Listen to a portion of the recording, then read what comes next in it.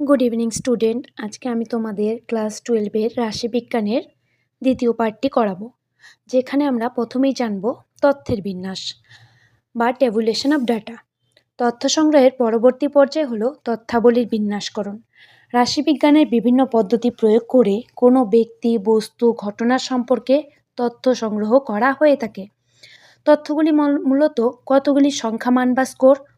তথ্যের বিন্যাস, tabulation of data. তথ্যসমূহকে সংক্ষিপ্ত, নির্দিষ্ট এবং যৌক্তিক নিয়মে উপস্থাপন করাকে স্কোর বিন্যাস বলে।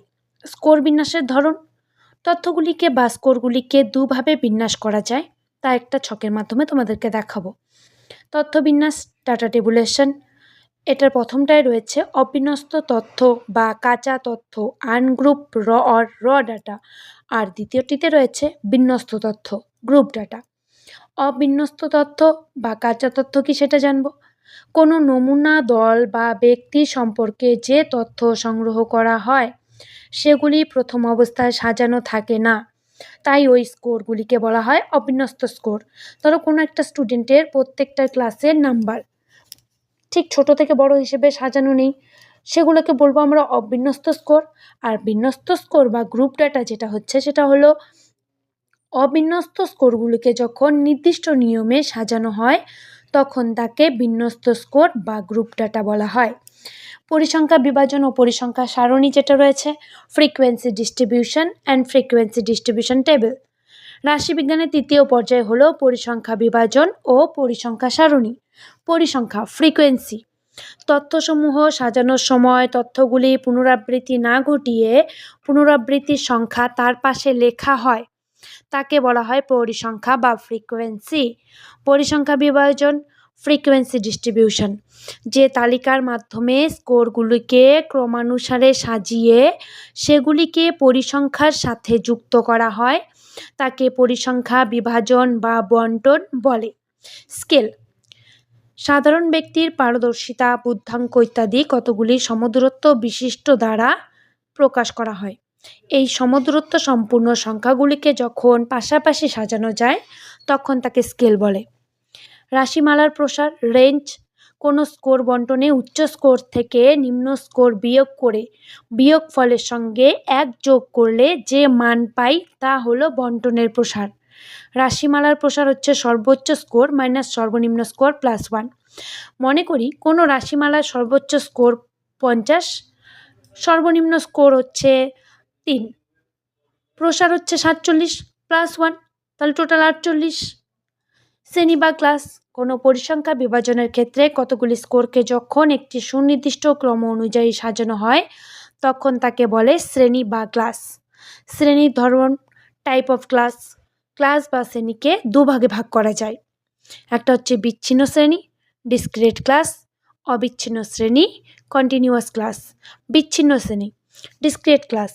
যে শ্রেণীতে দুটি স্কোরের মধ্যবর্তী ব্যবধানে কোনো ক্ষুদ্রতম অংশ থাকে না তাকে বলে বিচ্ছিন্ন শ্রেণী। যেমন 14 থেকে 15, 15 থেকে 19, 20 থেকে 24, এর মধ্যে কোনো ব্যবধান নেই। এরকম যদি হতো 14 থেকে 16 বা 19, 20, 24 এরকম কিছু হলে ওই শ্রেণীতে দেখা যাচ্ছে 14 আর 15 মধ্যে আর 19 আর 20 মধ্যে শূন্যস্থান থেকে যায়। এই ধরনের শ্রেণীগুলো হলো বিচ্ছিন্ন শ্রেণী। অবিচ্ছিন্ন শ্রেণী যেটা রয়েছে, কন্টিনিউয়াস ক্লাস। কোনো শ্রেণীতে দুটি স্কোর এর ব্যবধানের মধ্যে যদি ক্ষুদ্রতম অংশে ভাগ করা যায় তখন তাকে অবিচ্ছিন্ন শ্রেণী বলা হয়। যেমন হচ্ছে 9.5, 10 থাকলে তাহলে হচ্ছে নিম্নের দিকে হবে 9.5, আর 14 থাকলে উপরের দিকে 5 প্লাস হবে। আগে পড়েছিলাম আমরা ডিতে 9.5 to 14.5, 14.5 to 19.5, 19.5 to 24.5, বা 9.5 থেকে 14.5, 14.5 থেকে 19.5, 19.5 থেকে 24.5 ইত্যাদিভাবে প্রকাশ করি। এই শ্রেণীর ক্ষেত্রে শ্রেণীগুলির মধ্যে শূন্যস্থান থাকে না। শ্রেণী প্রসার বা শ্রেণী ব্যবধান যেটা রয়েছে, class expression or class interval. কোনো অবিচ্ছিন্ন শ্রেণীর ঊর্ধ্বসীমা আর নিম্নসীমার বিয়োগফলকে বলা হয় শ্রেণীর প্রসার। শ্রেণীর প্রসার বা ব্যবধানকে আই দ্বারা প্রকাশ করা হয়। শ্রেণীর প্রসার আই, শ্রেণীর ঊর্ধ্বসীমা বিয়োগ শ্রেণীর নিম্নসীমা। 9.5 minus 14.5, 14.5 minus 19.5, 19.5 minus 24.5। শ্রেণীর প্রসার I equal to 14.5 minus 9.5 equal to 5, অর্থাৎ শ্রেণীর প্রসার হচ্ছে 5। মেইন কথা হচ্ছে আমরা যে শ্রেণীর ঊর্ধ্বসীমা রয়েছে তার থেকে শ্রেণীর নিম্নসীমাকে বিয়োগ করব। যেমন ধরো 9.5 যদি থাকে, 9.5 থেকে 14.5, তাহলে আমাদের ঊর্ধ্বসীমা রয়েছে 14.5। 14.5 থেকে আমাদের 9.5কে বিয়োগ করব, তাহলে হচ্ছে আমাদের শ্রেণী প্রসার হবে 5।